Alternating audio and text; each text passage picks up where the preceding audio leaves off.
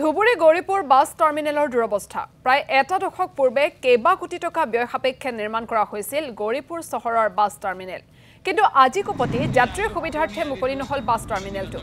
মুকলিৰ পূৰ্বে অত্যাধুনিক গৃহসমূহ জৰাজীৰ্ণ হৈ পৰিছে চৰকাৰৰ উদাসীনতা আৰু পৰিবহণ বিভাগৰ ব্যৰ্থতাৰ বাবে বাছ টাৰ্মিনেলটো মুকলি নোহোৱাত বৃদ্ধি পাইছে চহৰখনত যানজঁট আৰু এই সন্দৰ্ভত আমাক সবিশেষ জনাব দিলৱাৰ হুছেইনে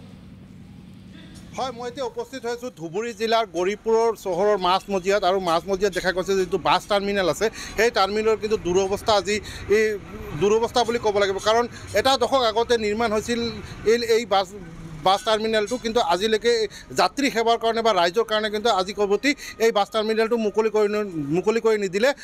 ধুবুৰী যি পৰিবহণ বিভাগ আছে এই পৰিৱেশ মই সমগ্ৰ পৰিৱেশ মই সতীক দেখাবলৈ অনুৰোধ জনাম চাওক কেনেকৈ কদৰ্যময় পৰিৱেশ হৈছে কাৰণ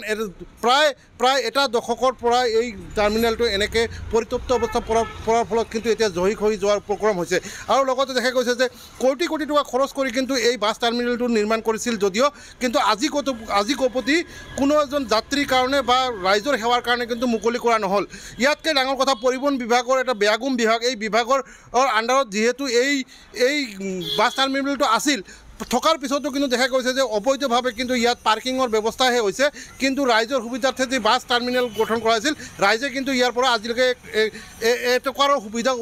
নাপালে সেৱা নাপালে আমাৰ মাজত যিহেতু ইয়াৰ স্থানীয় কিছুমান সচেতন ব্যক্তি আছে যদি আমি তেখেতৰ পৰা মন্তব্য ল'ব পাৰোঁ আচলতে ডাঙৰীয়ে কি ক'ব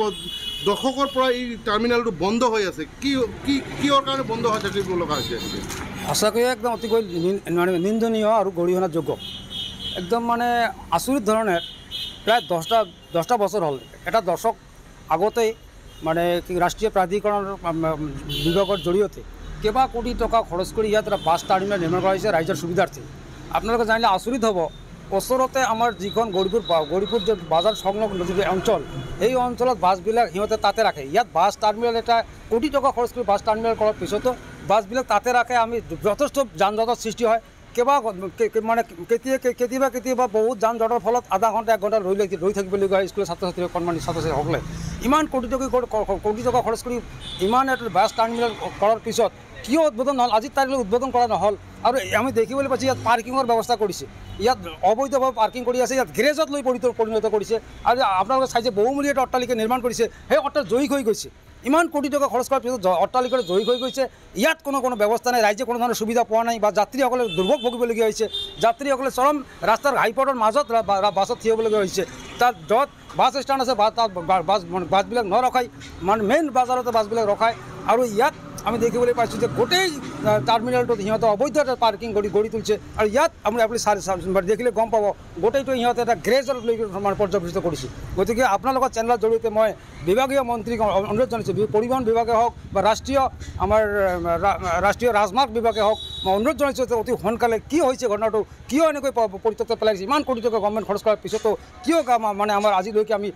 যাত্ৰীসকলে সুবিধাখিনি পোৱা নাই গতিকে আপোনালোকৰ চেনেলৰ জৰিয়তে মই মাননীয় মুখ্যমন্ত্ৰীৰ লগতে বিভাগীয় মন্ত্ৰীক দৃষ্টি আকৰ্ষণ কৰিব বিচাৰিছোঁ ইমান কোটি টকা খৰচ কৰাৰ পিছতো কিয় যাত্ৰীসকলে সুবিধা পোৱা নাই আজি 10টা বছৰ ধৰি এটা দশক ধৰি এনেকৈ পেলাই ৰাখিছে ঘৰবোৰ ইমান মূল্যৱান দিলৱাৰ হুছেইন আপোনাক এই মুহূৰ্তত ধন্যবাদ জ্ঞাপন কৰিছোঁ